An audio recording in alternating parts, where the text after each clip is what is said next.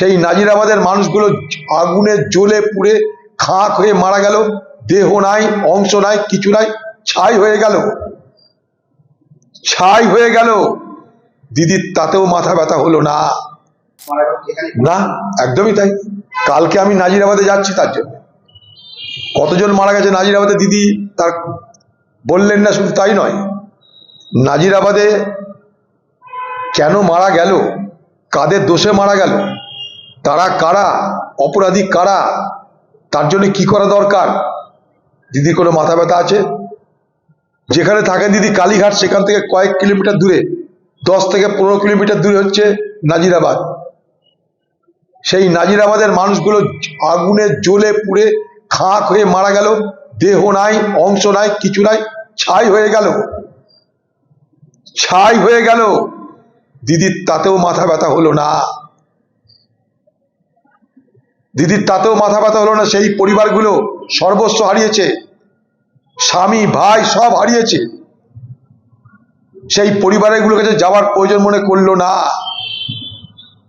এবং আইন ভেঙে, নিয়ম ভেঙে তৃণমূলের লোকেরা, তৃণমূলের নেতারা পয়সা খেয়ে এই ধরনের গোডাউন করার লাইসেন্স দিচ্ছে, যেখানে দাহ্য পদার্থ ভর্তি হয়েছিল, অথচ তার বিপদ হলে সেখান থেকে আগুন নেবানোর কোনো ব্যবস্থা ছিল না।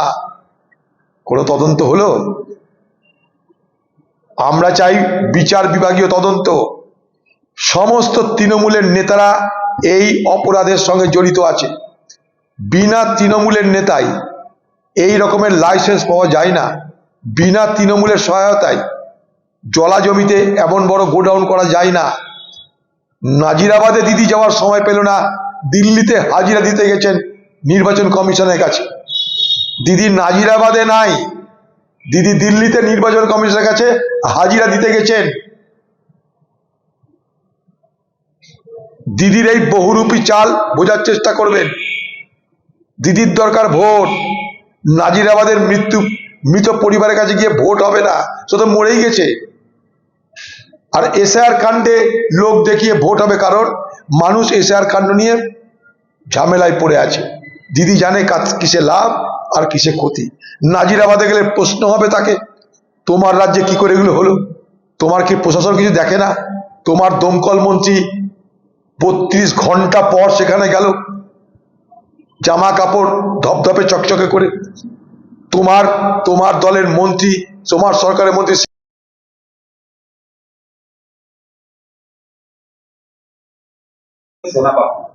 সবাই জানে এটা। পশ্চিমবঙ্গে গুলি কার কাছে? তৃণমূলের কাছে। বোমা কার কাছে? তৃণমূলের কাছে। গুন্ডা কার কাছে? তৃণমূলের কাছে। কেন তারা আজও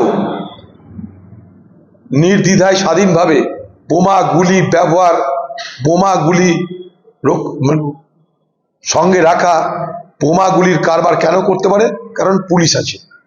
পুলিশ কার কথায় চলে? দিদির কথায়। আজকে পশ্চিমবঙ্গে যা কিছু খুন, ডাকাতি, রাহাজানি, গোলাগুলি, বোমা, পিস্তল, পুলিশের মদত ছাড়া তো সম্ভব নয়। আর সেই পুলিশের মদতকারী কে? মুখ্যমন্ত্রী নিজে, কারণ তিনি পশ্চিমবঙ্গের পুলিশ মন্ত্রী। কিন্তু আমরা এটা জানি যে পশ্চিমবঙ্গের পরিযায়ী শ্রমিকরা বাইরে হত্যা হয়েছে, হত্যা হচ্ছে।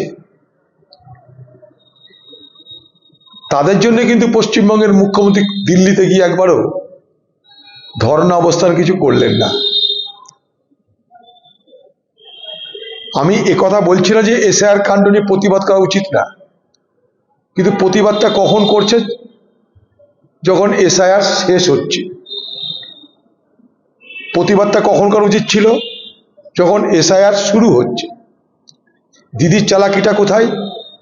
আমি এখানে সব কিছু করে নিলাম, আমার সরকারের যারা প্রতিনিধি, যারা কর্মজীবী, তাদেরকে জায়গায় জায়গায় বসিয়ে দিয়ে মানুষ যাতে আরো ঝামেলায় পড়ে তার ব্যবস্থা করলাম। বিএলও থেকে আরম্ভ করে এআরও, এইআরও, ডিও, তাদেরকে যা নির্দেশ দেওয়া দিয়ে দিলাম। বাংলা জুড়ে এসআইআর বিপদগ্রস্ত, এসআইআর শুনানিতে যারা বিপদে পড়েছে, সমস্যায় পড়েছে, তাদের পাশে সরকার দাঁড়ালো না। এখন দিল্লিতে গিয়ে পশ্চিমবঙ্গের এসআইআর কাণ্ডে যে বেনিয়ম, সে বেনিয়ম দেখাতে তিনি তৎপর হলেন। এ বেনিয়ম ঠেকানোর তার দায়িত্ব ছিল পশ্চিমবঙ্গে বসে, কারণ পশ্চিমবঙ্গ সরকারের পক্ষ থেকে এসআইআর করার জন্য 90,000 কর্মচারীকে সরবরাহ করা হয়েছে। তাই মুখ্যমন্ত্রী আগামী দিনে দেখাতে চাইছেন যে বাংলার মানুষের ভোট অধিকার প্রতিষ্ঠিত করার জন্য তিনিই একমাত্র চিন্তা করলেন, আর কেউ করলেন না। অথচ এই এসআইআর পশ্চিমবঙ্গে শুরু হয়েছিল মমতা ব্যানার্জির সহযোগিতায়। তার নির্দেশেই তার সরকারের কর্মচারীরা নির্বাচন কমিশনের কাছে ট্রেনিং নিলেন কেমন করে এসআইআর করতে হয়। তার দলের লোকদের বুথে বুথে পাঠালেন যাতে একটা লোকও বাদ না যায়। আমি তো দাবি করেছিলাম যে দুয়ারে যদি সরকার হয় তাহলে দুয়ারে এসআইআর কেন হবে না? বাংলার মুখ্যমন্ত্রী কি পারতেন না? আপনি করেননি। আপনি চেয়েছেন সমস্যা হোক, এবং আপনি সমস্যা আরও তৈরি করছেন। তারপর সমস্যা তৈরি করে সেটাকে আপনি দেখাবেন যে আমি ঠিক করলাম। মুখ্যমন্ত্রীকে এটা দিচ্ছে, তোল্লা দিচ্ছে। মুখ্যমন্ত্রী সব ম্যানেজ করে করছে এগুলো যাতে হল্লা হয়, মুখ্যমন্ত্রী জন্য সব আতঙ্কিত, এসব করছে। জানে নাটক ফাটক হবে এখানটায়, তাই পুলিশকে বলছে তুমি একটু থেকো। বিজেপি নেতাদের বলছে ভাই যা কিছু করো আমাকে একটু দেখো, আমার একটু বাজারটা তৈরি করো, আমি তোমাদের পশ্চিমবঙ্গে বাজার তৈরি করে দিচ্ছি, তোমরা আমার বাজার তৈরি করে দাও। আমি হলে একটা সিভিক পুলিশও রাখতাম না। ওর আবার একটা সিভিক জানে তো এক্ষুনি কোথায় রাস্তাঘাটে কি করতে লেগে যাবে, সার্কাস ফার্কাস করতে লেগে যাবে, ঝঞ্ঝাট। তারপর একটা মহিলা আছে ওখানে দিল্লি পুলিশ আই করছে, তুই এখানেই থাক। এজলাসে মুখ্যমন্ত্রী কি ভাষণ দেয় শুনবেন আপনারা? সেই নাটকটা, সেই সার্কাসটা দেখার জন্য ওয়েট করুন। উনি বলছেন আমি সওয়াল জবাব করব, আবার সঙ্গে কপিল সিবালকে রাখছেন কেন? তাহলে কে সওয়াল জবাব করো? তাহলে আমি বলছি দিদি নিশ্চয়ই ওকালতি পাস করেছে, সে টুকে হোক জালি সার্টিফিকেট দিয়ে হোক, পাস নিশ্চয়ই করেছে। কিন্তু দিদি এখনো কাকতারুয়া উকিলদের তালিকায় পড়ে। কাকতারুয়া উকিল কারা? কোর্টে যাদের ধান্দা পানি নাই, দেখবেন কাক এসে বসে, উকিলবাবু তখন কাকের উপরে রাগ করে কাককে তাড়ায়। তো আমাদের দিদি হয়েছে সে কাকতারুয়া উকিল। কাকতারুয়া উকিল গেছে সুপ্রিম কোর্টে সার্কাস করতে, আর সঙ্গে এই যে বিষয় নিয়ে তিনি সুপ্রিম কোর্টে লড়বেন বলছেন, সেই বিষয় নিয়ে কপিল সিবাল অলরেডি সুপ্রিম কোর্টে তার বক্তব্য পেশ করে দিয়েছে। তা দিদি তারপরে কি বলবেন? আমি বলছি সেই শুনানির দিন পর্যন্ত দিদি কি দিল্লিতে থাকবেন? দেখবেন তার আগে পালিয়ে আসবে কলকাতায়। গল্প নাটক যা হয়ে গেল, সার্কাস দেখানো হয়ে গেল, এবার পালিয়ে আসবে।